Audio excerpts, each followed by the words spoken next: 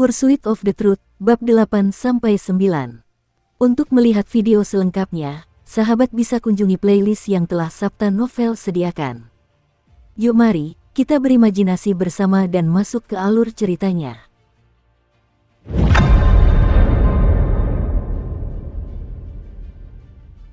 Saat cahaya dingin itu muncul, Su Ming dapat dengan jelas merasakan gelombang panas yang kuat memancar dari dadanya dan menyebar ke seluruh tubuhnya dengan cepat. Panas itu menyebar ke seluruh tubuhnya dalam sekejap dan menyatu dengan hawa dingin yang dibawa oleh air liur naga kegelapan, meresap ke dalam darahnya. Raungan yang jelas terdengar dari dalam tubuh Su Ming. Saat dia duduk gemetaran hebat, pembuluh darah keempat muncul. Pada saat yang sama, sejumlah besar kotoran hitam merembes keluar dari pori-pori Su Ming. Bahkan ada bau busuk yang mengerikan di udara, tetapi menghilang bersama angin. Dengan 3 pembuluh darah, seseorang dapat mencapai tingkat pertama alam pemadatan darah.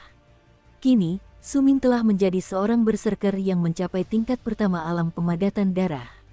Namun, ia tetap memejamkan matanya. Tidak ada tanda-tanda ia akan bangun. Seiring waktu berlalu, pembekuan darahnya secara bertahap berhenti seiring munculnya pembuluh darah keempat. Ketika monyet kecil itu kembali keesokan paginya sambil mengendus cakar kanannya dengan ekspresi puas di wajahnya, ia terkejut melihat Su Ming tertutup kotoran hitam sepenuhnya. Ia menggaruk kepalanya karena bingung lalu mengelilingi Su Ming beberapa kali. Mungkin ia telah memperoleh informasi, tetapi ia tidak tahu apa yang sedang terjadi saat itu. Karena penasaran, ia mendekati Su Ming dan mengulurkan cakarnya, ingin mengelus Su Ming.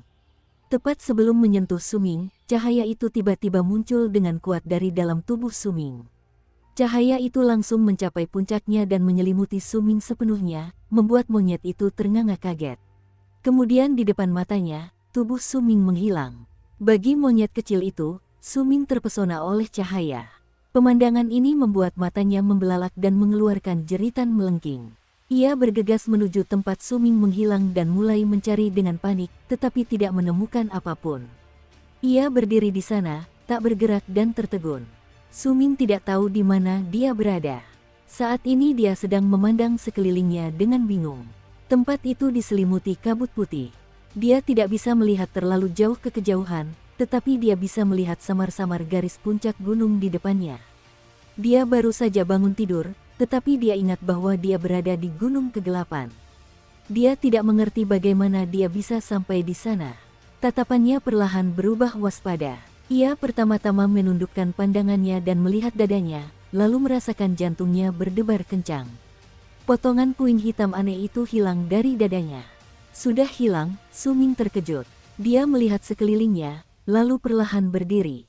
Tatapannya gelap dan waspada saat dia mulai berjalan menuju puncak gunung yang diselimuti kabut. Gunung itu tidak jauh. Dalam waktu singkat, Su Ming sudah berdiri di kaki gunung. Sambil mengangkat kepalanya, dia menarik napas tajam. Itu memang puncak gunung, tetapi tidak ada tanaman di atasnya. Sebaliknya, itu adalah tanah tandus, seolah-olah telah dipoles halus. Ada banyak gambar yang diukir di atasnya, gunung, sungai, binatang aneh, langit, dan bahkan kata-kata yang belum pernah dilihat Su Ming sebelumnya. Tempat itu memberikan perasaan seolah-olah berasal dari zaman kuno, seolah-olah langsung datang dari kisah-kisah tentang zaman orang-orang biadab. Tepat pada saat Su Ming memandang ukiran di puncak gunung, suara gemuruh menggema di udara. Sebuah retakan muncul tepat di tengah gunung, seolah-olah terbelah oleh kekuatan tak terlihat.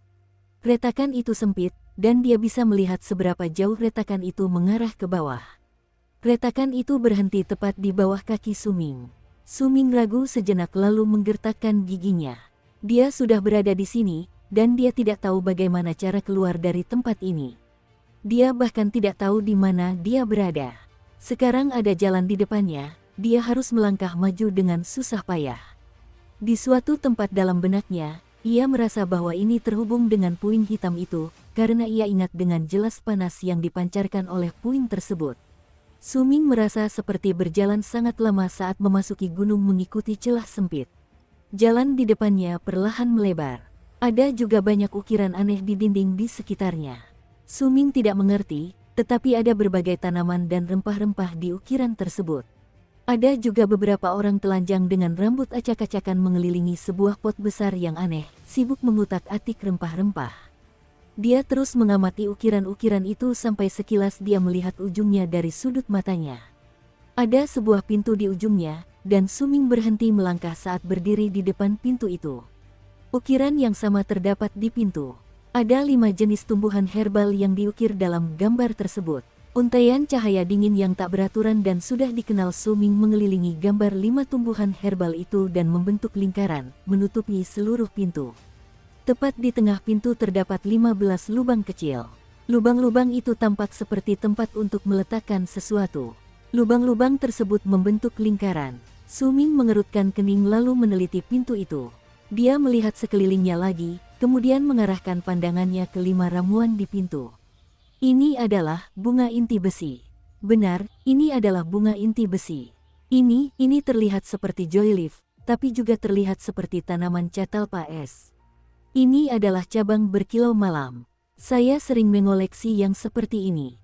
Apa ini? Ini terlihat sangat familiar. Aku belum pernah melihat yang terakhir. Setelah melihatnya beberapa saat, Suming ragu-ragu. Dia tidak tahu apakah dia harus mencoba mendorong pintu itu hingga terbuka. Saat ia ragu-ragu, ia melihat tali-tali yang mengelilingi kelima ramuan itu bergerak dan bersinar begitu terang hingga bisa membutakan mata. Saat Suming terpukau oleh momen itu, cahaya melayang dari pintu dan melesat ke arah Suming. Cahaya itu terlalu cepat, dan Suming tidak punya waktu untuk menghindar. Hanya dalam sekejap, dia diselimuti oleh cahaya itu. Pada saat yang sama, banyak kenangan yang bukan milik Suming membanjiri pikirannya. Kenangan-kenangan ini seolah terbawa oleh cahaya dan memaksa masuk ke dalam kepalanya. Hal itu membuat Suming merasa tidak nyaman. Ia melihat sosok seseorang. Orang itu persis seperti orang-orang lain dalam gambar-gambar lainnya, sedang melemparkan rempah-rempah ke dalam sebuah panci besar. Gerakan orang itu sangat luas. Setiap kali ia melemparkan rempah-rempah, ia akan menghirup aromanya, lalu tatapannya menjadi serius. Ia melambaikan tangan kanannya ke udara dan gelombang api muncul di udara mengelilingi panci besar itu. Prosesnya sangat rumit, bahkan ukuran api pun harus dikendalikan. Suming belum pernah melihat hal seperti ini sebelumnya. Di sukunya pun, prosesnya tidak serumit ini. Mereka biasanya hanya memakan ramuan herbal atau paling banter mengubahnya menjadi ramuan lain untuk meningkatkan khasiatnya. Suming larut dalam kenangan-kenangan di kepalanya. Waktu berlalu cukup lama sebelum orang itu membanting tangan kanannya ke panci. Seketika itu, api di sekitar panci menghilang. Orang itu membuka tutup panci aneh tersebut, dan Suming langsung melihat 3 benda bulat berwarna hijau seukuran paku di dalam panci besar itu. Sekalipun hanya kenangan di kepalanya, Suming masih samar-samar mencium aroma ramuan obat di udara. Ketika dia melihat ketiga benda berbentuk bola itu, dia benar-benar tercengang, seolah-olah disambar petir. Dia telah membuat obat sejak masih muda. Hanya dengan sekali lihat, dia bisa mengetahui kualitas berbagai obat. Namun, dalam kondisinya sekarang, dia bahkan tidak bisa membayangkan efek dari benda-benda bulat ini. Cahaya di sekeliling tubuhnya menghilang dan kembali ke pintu, menyebabkan banyak untaian yang membentuk lingkaran di pintu juga ikut bergerak. Saat cahaya memudar, pandangan Suming menjadi kabur. Dia bergerak seolah didorong oleh kekuatan tak terlihat. Ketika pandangannya kembali jernih, sesosok bayangan merah melesat ke arahnya dengan gembira. Sosok merah yang bergerak cepat itu, tentu saja, adalah Xiao Hong. Ia memanjat tubuh Suming dan melompat-lompat kegirangan di atasnya. Ketika Suming menghilang, ia merasa ketakutan. Sekarang setelah melihat Suming kembali, ia merasa bahagia. Suming terkejut. Ia segera melihat sekelilingnya dan mendapati dirinya telah kembali ke batu besar di Gunung Naga Kegelapan. Ia menundukkan kepala dan melihat potongan puing yang tadi menghilang masih menempel di dadanya. Semua ini pasti berhubungan dengan benda ini. Mungkin ketika aku sampai di tingkat pertama alam pemadatan darah, aku mengaktifkannya, dan semua itu terjadi. Melihat reaksi Xiao Hong, aku pasti tidak sedang bermimpi, tetapi benar-benar pergi ke tempat itu. Benda apa ini sebenarnya? Mengapa benda ini ada di sini? Suming bergumam pelan sambil mengingat kembali kejadian-kejadian itu. Meredam pil obat. Setelah sekian lama, Suming menggumamkan nama proses pemurnian yang dilihatnya dalam benaknya. Menaburkan debu, itulah nama pil obat tersebut, dan juga salah satu dari sekian banyak kenangan yang muncul di benaknya. Su Ming berbicara dengan nada rendah.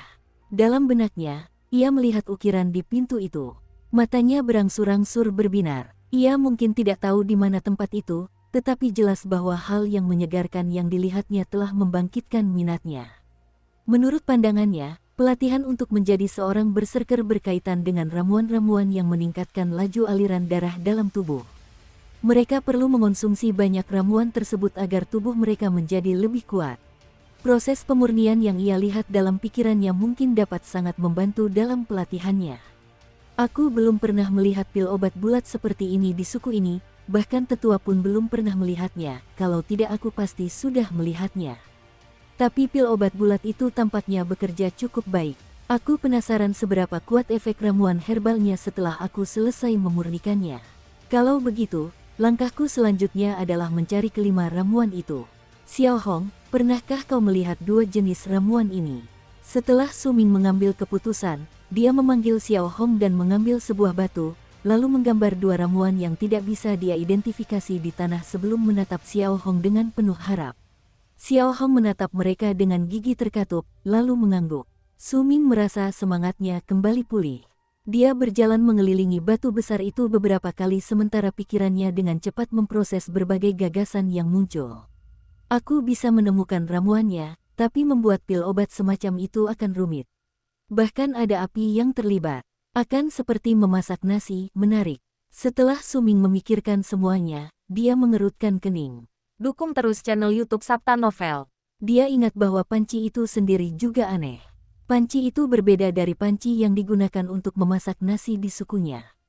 Saat dia menelusuri ingatan di kepalanya, dia mengetahui bahwa panci yang digunakan untuk proses pendinginan itu memiliki nama yang aneh, kuali gersang. Panci-panci yang digunakan di suku ini pasti tidak berguna, aku juga butuh api. Su Ming tiba-tiba mengangkat kepalanya sambil bergumam. Matanya berbinar saat menatap salah satu gunung yang terletak agak jauh di antara 5 gunung di Gunung Naga Kegelapan. Gunung itu seluruhnya berwarna coklat, dan saat ini, asap mengepul dari puncak gunung. Masing-masing dari 5 gunung di Pegunungan Naga Kegelapan memiliki karakteristik yang berbeda. Gunung yang menghasilkan air liur naga kegelapan adalah yang terdekat dengan suku Pegunungan Kegelapan. Jika ia pergi lebih jauh, ia mungkin secara tidak sengaja bertemu dengan orang-orang dari suku lain. Itulah mengapa Su Ming menghabiskan sebagian besar waktunya di sini. Dia hanya akan pergi ke gunung lain untuk mengumpulkan beberapa ramuan langka, dan dia melakukannya dengan hati-hati. Kini, dalam pandangan Su Ming, terbentang gunung yang puncaknya mengeluarkan asap mengepul, gunung api hitam. Konon, terdapat sejumlah besar api bumi di dalam gunung ini. Dahulu kala, tempat ini merupakan pusat dari tanah suku berserker api. Berabad-abad mungkin telah berlalu sejak saat itu, tetapi jika ada yang mendekati tempat ini, mereka masih dapat merasakan gelombang panas yang menyebar dari tanahnya. Su Ming bukanlah orang asing di gunung api hitam. Dia telah menginjakkan kaki di tempat ini berkali-kali. Dia bahkan pernah bertemu dengan orang-orang dari suku Gunung Hitam sebelumnya. Jika bukan karena kecepatannya yang membantunya melarikan diri, dia pasti sudah mati jauh lebih awal. Tempat itu sangat dekat dengan suku Gunung Hitam. Suku Gunung Hitam telah menyimpan dendam terhadap suku Gunung Gelap selama beberapa generasi. Ukuran kedua suku tersebut hampir sama. Mungkin tidak ada pertempuran di antara mereka, tetapi ada perkelahian di antara kelompok pemburu mereka, dan perkelahian ini cenderung berdarah dan kejam. Ada sedikit keraguan, tetapi tak lama kemudian mata Su Ming berbinar karena ia memiliki sebuah rencana. Setelah beberapa lama, ia mengalihkan pandangannya dari gunung api hitam, lalu dengan cepat berjalan menuju bagian yang lebih dalam dari batu datar itu. Ada beberapa batu besar di bagian yang berongga dari batu tersebut. Ketika Su Ming menyingkirkan batu-batu itu, ia melihat sebuah benda yang tersembunyi di bawah batu-batu tersebut. Itu adalah busur yang dibuat secara kasar. Mungkin terlihat kasar, tetapi tali busur, yang ukurannya sebesar jari, diregangkan dengan kencang di sepanjang busur. Kekuatannya dapat dirasakan hanya dengan melihatnya. Hanya pemburu yang diizinkan memiliki busur di suku Gunung Gelap. Sulit bagi anggota suku lain untuk mendapatkannya. Suming membuat busur itu sendiri setelah menukar beberapa bahan dengan ramuan yang dikumpulkannya. Dia tidak membawanya kembali ke suku, tetapi menyimpannya di sini. Ini adalah rahasia yang hanya diketahui oleh Lei Chen. Saat memegang busur, mata Suming bersinar terang. Dia mengeluarkan 5 anak panah lagi dari bawah batu-batu besar. Ujung anak panah terbuat dari batu, dan Suming biasanya memoles ujung anak panah agar tetap tajam. Dia meletakkan kelima anak panah di keranjang di punggungnya.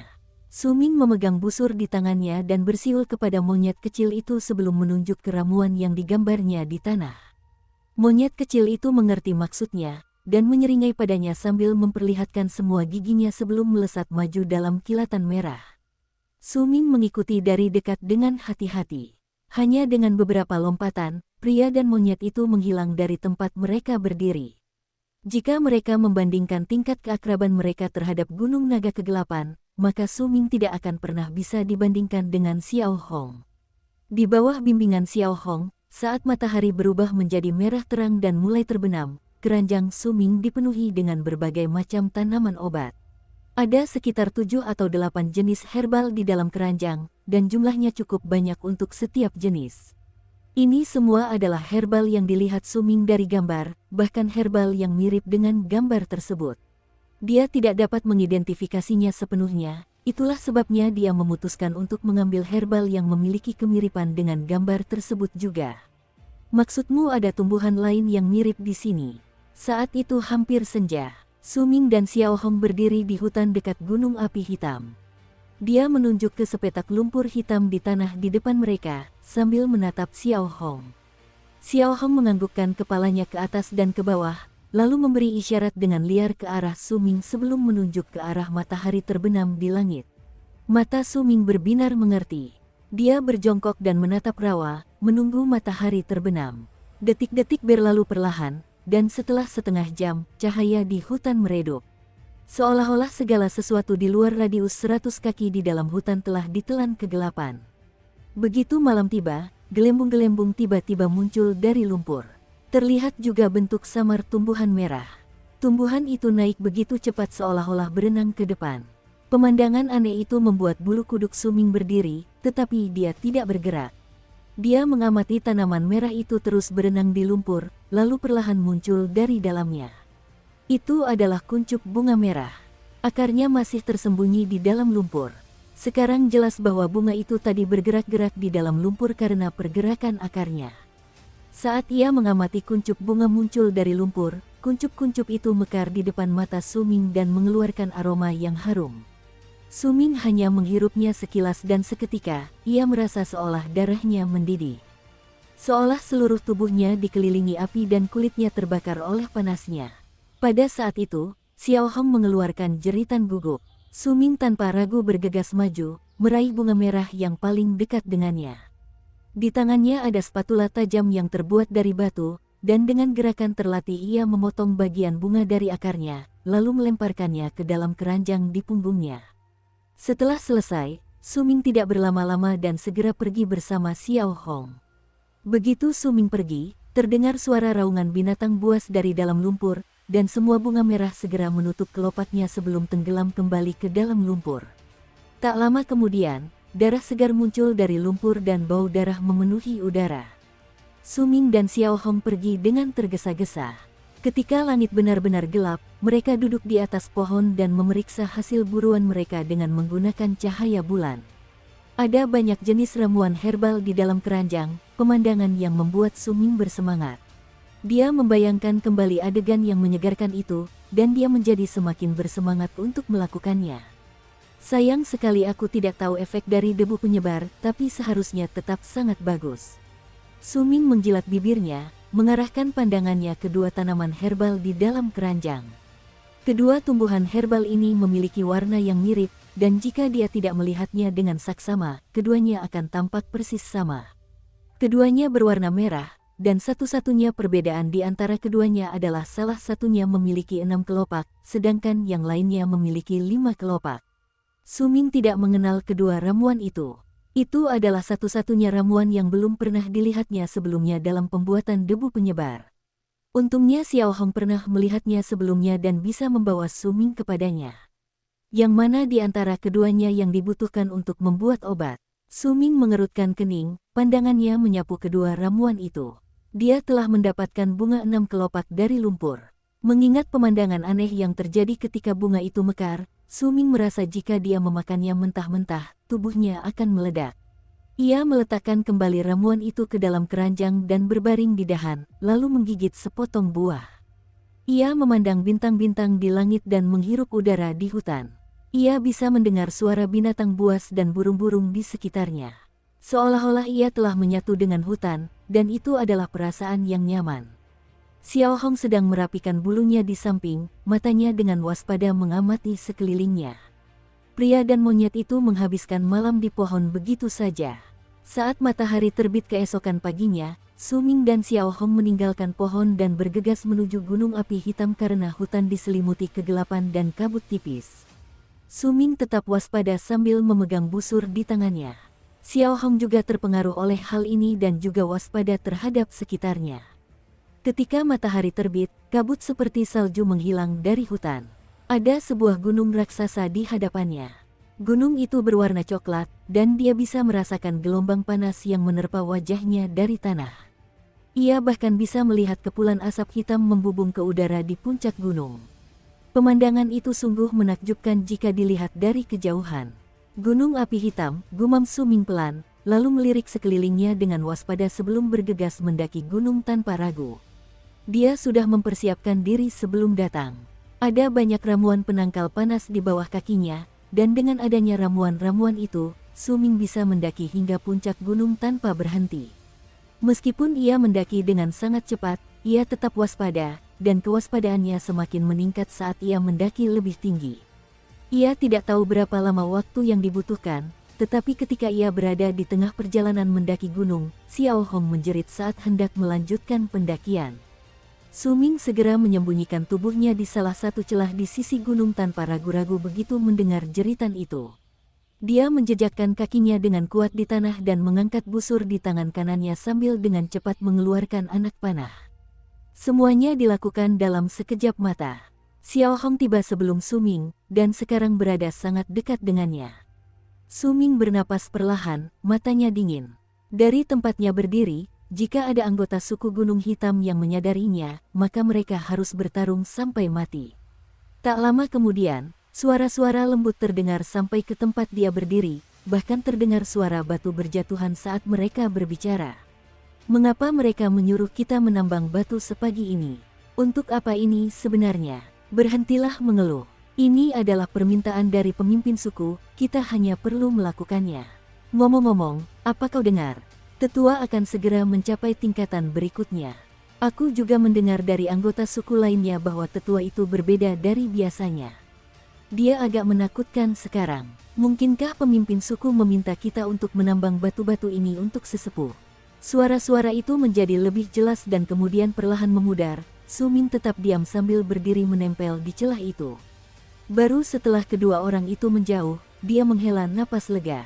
Tetua suku Gunung Hitam akan segera mencapai tingkat berikutnya. Aku ingat tetua pernah berkata bahwa tetua di suku Gunung Hitam berada di tingkat ke-8 alam pemadatan darah, tetapi dia telah menguasai ilmu sihir jahat hanya agar dia bisa melawan tetua. Suming menyipitkan matanya. Dia harus kembali nanti untuk memberitahu tetuanya tentang hal ini. Dia menunggu sedikit lebih lama untuk memastikan kedua orang itu telah pergi jauh, lalu Suming melanjutkan pendakian gunung. Namun pada saat itu, monyet kecil di sisinya mencengkeram bajunya. Suming segera menoleh dengan cemas, tetapi dia hanya melihat wajah monyet itu berseri-seri karena gembira, menunjuk ke arah celah tempat mereka berhenti. Ada lubang kecil yang terbentuk secara alami di sana, dan uap mengepul dari dalamnya. Suming segera menyerah untuk mendaki gunung lebih jauh dan memutuskan untuk mendekati lubang kecil itu. Setelah mengamati dengan cermat, dia melepaskan keranjang di punggungnya dan membawanya ke dalam lubang sambil merangkak masuk, dengan Xiao Hong mengikuti langkahnya dari dekat. Lubangnya tidak besar, dan Suming hanya berhasil masuk karena badannya kecil. Jika itu anggota suku berserker lainnya, mereka tidak akan bisa masuk.